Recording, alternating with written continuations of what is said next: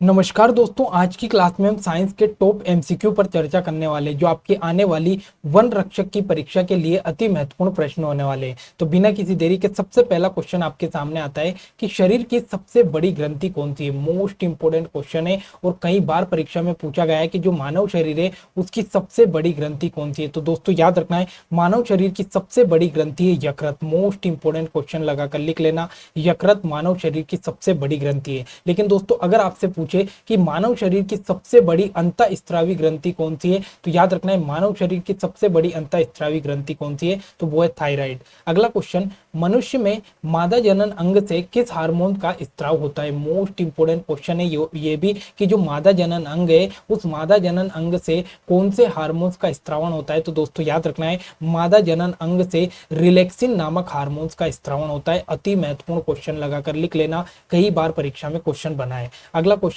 मनुष्य में ऐच्छिक गतियों का नियंत्रण किसके द्वारा होता है। मोस्ट इंपोर्टेंट क्वेश्चन है कि जो मनुष्य है, इस मनुष्य में जो ऐच्छिक यानी इसकी इच्छा के अनुसार जो गतियां होती है उनका नियंत्रण कहां से होता है। तो याद रखना है दोस्तों, जो मानव के मस्तिष्क का सेरिब्रम वाला भाग है, इस सेरिब्रम वाले भाग से जो मस्तिष्क की ऐच्छिक गति है या मानव की जो ऐच्छिक गतियां है, इन ऐच्छिक गतियों का नियंत्रण होता है कहां से होता है, तो सेरिब्रम से होता है। मोस्ट इंपोर्टेंट क्वेश्चन है। अगला क्वेश्चन, शरीर का तापमान कहां नियंत्रित होता है। मोस्ट इंपोर्टेंट क्वेश्चन है दोस्तों कि जो मानव शरीर है, इस मानव शरीर का जो तापमान है ये कौन नियंत्रण करता है या कहां पर नियंत्रित होता है। तो दोस्तों याद रखना है, जो मानव शरीर के मस्तिष्क का हाइपोथैलेमस वाला भाग है, इस हाइपोथैलेमस वाले भाग से क्या होता है, तो मानव शरीर का जितना भी तापमान है ये तापमान नियंत्रण कौन करता है, तो ये हाइपोथैलेमस करता है। और हाइपोथैलेमस किसका भाग है, तो ये मानव के मस्तिष्क का एक भाग है हाइपोथैलेमस, ये भी आपको याद रखना है। अगला क्वेश्चन, अमीबा में भोजन का अंतर्ग्रहण किसके द्वारा किया जाता है। तो दोस्तों जो अमीबा है, ये अमीबा में जो भोजन का अंतर्ग्रहण है वो किसके द्वारा किया जाता है, तो ये कूटपाद के द्वारा किया जाता है। ये इंपॉर्टेंट क्वेश्चन आपको याद रखना है कि जो अमीबा है ये कूटपाद के द्वारा अपने भोजन का अंतर्ग्रहण करता है। अगला क्वेश्चन, निम्न में से कौन सा एंजाइम लार में पाया जाता है। मोस्ट इंपोर्टेंट क्वेश्चन है दोस्तों कि जो मानव की लार है, इस लार में कौन सा एंजाइम पाया जाता है। तो याद रखना है जो टाइलिन नामक एंजाइम है, ये टाइलिन नामक एंजाइम आपकी लार में पाया जाता है। और इंपोर्टेंट क्वेश्चन लगाकर लिखना, क्योंकि कई बार परीक्षा में पूछा गया क्वेश्चन है कि टाइलिन एंजाइम कहाँ पाया जाता है, तो ये आपकी लार में पाया जाने वाला एंजाइम है। अगला, वह प्रक्रिया जिसके द्वारा मनुष्य श्वास ग्रहण करता है और श्वास छोड़ता है। इंपोर्टेंट क्वेश्चन लिख लेना कि दोस्तों वो कौन सी प्रक्रिया है जिसके द्वारा मानव श्वास लेता भी है यानी ग्रहण भी करता है और सांस को छोड़ता भी है, तो उस प्रक्रिया को क्या कहते हैं, तो उसको कहते हैं श्वासोच्छ्वास। मोस्ट इंपोर्टेंट नाम है श्वासोच्छ्वास। किसको कहते हैं, तो जब मानव श्वास लेता है और श्वास छोड़ता है तो उस क्रिया को श्वासोच्छ्वास कहते हैं। अगला क्वेश्चन आपके सामने कि ऊर्जा उत्पादन के लिए कोशिका प्राय किसका उपयोग करती है। मोस्ट इंपोर्टेंट क्वेश्चन है दोस्तों कि ऊर्जा का उत्पादन करने या फिर ऊर्जा की आवश्यकता पड़ने के लिए जो कोशिका है ये किसका उपयोग करती है। तो दोस्तों याद रखना है कोशिका ऊर्जा उत्पादन के लिए ग्लूकोज का उपयोग करती है। मोस्ट इंपोर्टेंट क्वेश्चन है कि जो कोशिका है इसको ऊर्जा के लिए किसका उपयोग करती है, तो ये ग्लूकोज का उपयोग करती है। इंपोर्टेंट क्वेश्चन है। और ग्लूकोज का सूत्र क्या है, तो C6H12O6, ये आपका क्या है, तो ये ग्लूकोज का सूत्र है। अगला क्वेश्चन, किस अभिक्रिया द्वारा पौधों में ऑक्सीजन बाहरी वातावरण से कोशिका में पहुंचता है। मोस्ट इंपोर्टेंट क्वेश्चन है कि वो कौन सी अभिक्रिया है जिसके द्वारा जो पौधे हैं, इन पौधों में जो ऑक्सीजन है ये बाहरी वातावरण से कोशिका के अंदर पहुंचता है। तो याद रखना है वो है आपकी विसरण अभिक्रिया। और विसरण के द्वारा क्या होता है, तो विसरण के द्वारा ही यहाँ पर जो पौधे हैं इनमें ऑक्सीजन बाहर से अंदर पहुंचता है। अगला, खाद्य पदार्थों का पौधों में स्थानांतरण का मुख्य रूप क्या है। मोस्ट इंपोर्टेंट क्वेश्चन है दोस्तों कि जो पौधे हैं, इन पौधों में जो खाद्य पदार्थ है, इन खाद्य पदार्थों के स्थानांतरण का जो मुख्य रूप है वो क्या है, तो याद रखना है दोस्तों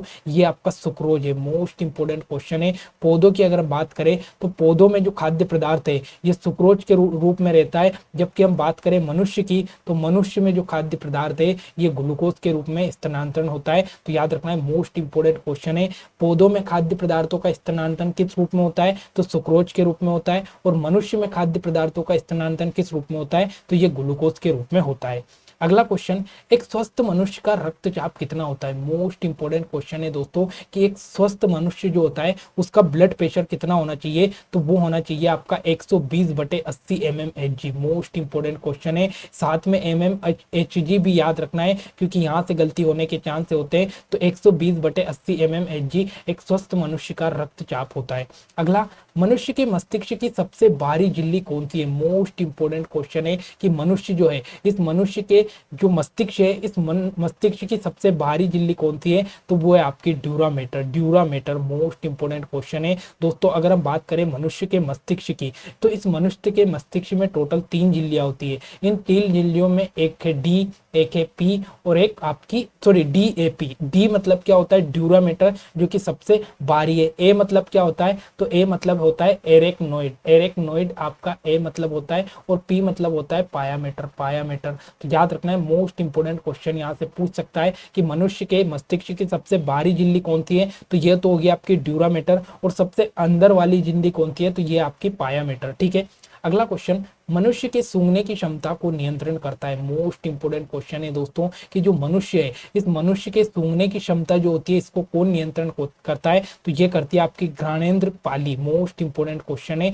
जो घ्राणेंद्र पाली होती है, ये मनुष्य की जो सूंघने की क्षमता है, इसको नियंत्रण करती है। और ये कहाँ पर पाई जाती है? तो ये मनुष्य के मस्तिष्क में पाई जाती है। मस्तिष्क में पाई जाती है। ये इंपोर्टेंट क्वेश्चन आपको याद रखना है। अगला, मनुष्य में बुद्धि एवं चतुराई का केंद्र है। मोस्ट इंपोर्टेंट क्वेश्चन है दोस्तों कि मनुष्य में जो बुद्धि या सोचने समझने की या चतुराई का जो प्रमुख केंद्र है, ये क्या है? तो याद रखना है, ये है आपका सेरिब्रम। मोस्ट इंपोर्टेंट क्वेश्चन है। सेरिब्रम को याद रखना है दोस्तों, ये प्रामस्तिष्क का एक भाग है। प्रामस्तिष्क का एक भाग है। अगर हम बात करें सेरिब्रम की, तो यहाँ पर जो सेरिब्रम है, इसी सेरिब्रम के कारण जो मनुष्य है वो बुद्धि की उपयोग करता है, या सोचने समझने या चतुराई का जो केंद्र है वो क्या है? तो वो सेरिब्रम है। ठीक है, अगला क्वेश्चन, रक्त में ग्लूकोज की मात्रा नियंत्रण करता है। मोस्ट इंपोर्टेंट क्वेश्चन है कि आपके जो रक्त है, इस रक्त में जो ग्लूकोज की मात्रा है, इस ग्लूकोज की मात्रा को कौन नियंत्रण करता है? तो याद रखना है, वो करता है आपका इंसुलिन। मोस्ट इंपोर्टेंट क्वेश्चन है, याद रखना है, जो इंसुलिन है,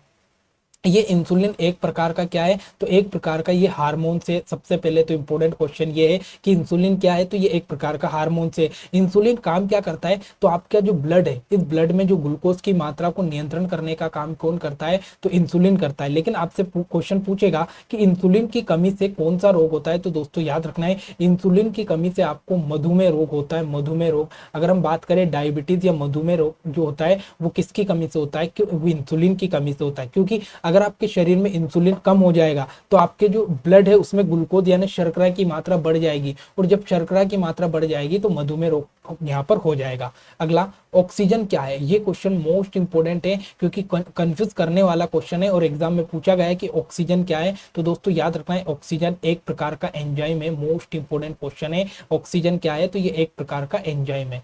अगला, गोबर छत्ता किसके अंतर्गत आता है? तो दोस्तों याद रखना है, जो गोबर छत्ता आपने देखा होगा, तो ये जो गोबर छत्ता होता है, ये गोबर छत्ता किसके अंतर्गत आता है? तो एक प्रकार का मृत जीवी है। मृत जीवी है। क्या है गोबर छत्ता? तो एक प्रकार का मृत जीवी है। ये इंपोर्टेंट क्वेश्चन आपको याद रखना है। अगला, छाया में पनपने वाले पौधे क्या कहलाते हैं? मोस्ट इंपोर्टेंट क्वेश्चन है कि ऐसे पौधे जो छाया में पनपते हैं, उनको हमने क्या नाम दिया? तो उनको कहते हैं सियोकाइट्स। मोस्ट इंपोर्टेंट क्वेश्चन लगा कर लिख लेना कि ऐसे पौधे जो छाया में पनपते हैं, उनको क्या कहते हैं? तो उनको सियोकाइट्स कहते हैं। अगला, मनुष्य में मुख्य श्वसन अंग क्या है? तो आप सभी जानते हो कि मनुष्य में जो मुख्य श्वसन अंग है वो क्या है? तो वो फेफड़े है। मोस्ट इंपोर्टेंट क्वेश्चन है। अगला, निम्नलिखित में से कौन सी बीमारी श्वसन तंत्र से संबंधित है? तो आप सभी जानते हैं, अगर हम श्वसन तंत्र की बात करें, तो अगर हम देखें तो जो टीबी और निमोनिया है, ये दोनों जो बीमारियां है, ये दोनों बीमारियां किससे संबंधित है? तो ये दोनों बीमारियां आपके श्वसन तंत्र को प्रभावित करती है। अगला, उच्च रक्तचाप की अवस्था को क्या कहते हैं? मोस्ट इंपोर्टेंट क्वेश्चन है दोस्तों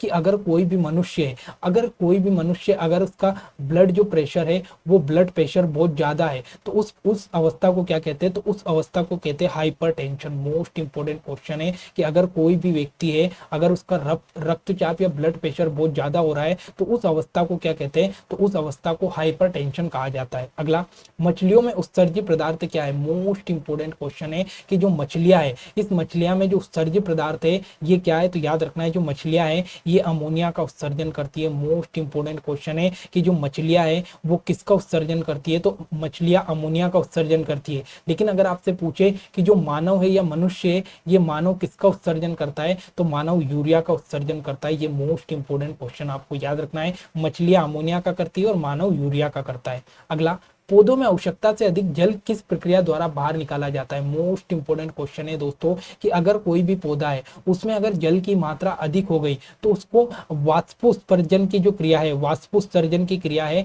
इस वाष्पोत्सर्जन की क्रिया के द्वारा उस जल को बाहर निकाला जाता है। और वाष्पोत्सर्जन की जो क्रिया है ये पौधे में कहाँ होती है, तो दोस्तों याद रखना है जो पौधों की पत्तियां है, इस पौधों की पत्तियां में जो रंध्र होते हैं, इन रंध्र में क्या होते हैं, तो इन रंध्र के द्वारा ये जो वाष्पोत्सर्जन है ये वाष्पोत्सर्जन की क्रिया होती है। इंपॉर्टेंट क्वेश्चन है। अगला, निम्न में से किसे प्रकाश संश्लेषी अंग कहते हैं। मोस्ट इंपोर्टेंट क्वेश्चन है। तो पौधों में जो प्रकाश संश्लेषण की क्रिया है वो आप सभी जानते हैं कि वो कहाँ होती है, तो ये पत्तियों के द्वारा होती है, पत्तियों के द्वारा होती है। मोस्ट इंपोर्टेंट क्वेश्चन है। और याद रखना है पौधों की जो पत्तियां है इनमें भी क्या होता है, तो हरित लवक होता है, हरित लवक होता है। और इसी हरित लवक के कारण जो पौधे हैं की पत्तियां, ये इनका रंग हरा होता है और ये पौधे की पत्तियां क्या करती है, तो प्रकाश संश्लेषण का काम करती है। अगला, भोजन का पाचन किस प्रकार की अभिक्रिया है। तो याद रखना है जो भोजन का पाचन है वो किस प्रकार की अभिक्रिया है, तो ये एक प्रकार का अपचयन अभिक्रिया है। मोस्ट इंपोर्टेंट क्वेश्चन लगा कर लिखना कि भोजन का पाचन किस प्रकार की अभिक्रिया है, तो ये अपचयन अभिक्रिया है, अपचयन। ठीक है। अगला, हार्मोन्स शब्द नामकरण किसने किया। मोस्ट इंपोर्टेंट क्वेश्चन है दोस्तों कि जो हार्मोन्स नामक शब्द है ये हार्मोन्स नामक शब्द किसके द्वारा दिया गया, तो याद रखना है ये बेलिस और स्टारलिंग के द्वारा दिया गया। मोस्ट इंपोर्टेंट क्वेश्चन है। दोनों वैज्ञानिक के नाम याद रखना है, एक का नाम है बेलिस और एक का नाम है स्टारलिंग। इन दोनों ने क्या किया, तो इन दोनों ने हार्मोन्स नामक नाम दिया। ठीक है। अगला, पृथक्करण का नियम किसके द्वारा दिया गया है, तो दोस्तों याद रखना है जो पृथक्करण का नियम है ये पृथक्करण का नियम किसने दिया, तो ये मेंडल के द्वारा दिया गया। मोस्ट इंपोर्टेंट क्वेश्चन है कि मेंडल के द्वारा क्या दिया गया, तो पृथक्करण का नियम दिया गया। Most important question. लेकिन अगर आपसे पूछे कि अनुवांशिकी का जनक कौन है, अनुवांशिकी का जनक कौन है, तो अनुवांशिकी का जनक भी याद रखना है कौन है, तो ग्रेगर जॉन मेंडल को अनुवांशिकी का जनक कहा गया है। अगला, जीव विज्ञान शब्द का प्रयोग सर्वप्रथम किसने किया, तो मोस्ट इंपोर्टेंट क्वेश्चन है। तो जीव विज्ञान शब्द का सर्वप्रथम जो प्रयोग है ये लेमार्क और ट्रेविरेनस के द्वारा किया गया। मोस्ट इंपोर्टेंट क्वेश्चन है कि जीव विज्ञान शब्द का सबसे पहले प्रयोग किसने किया,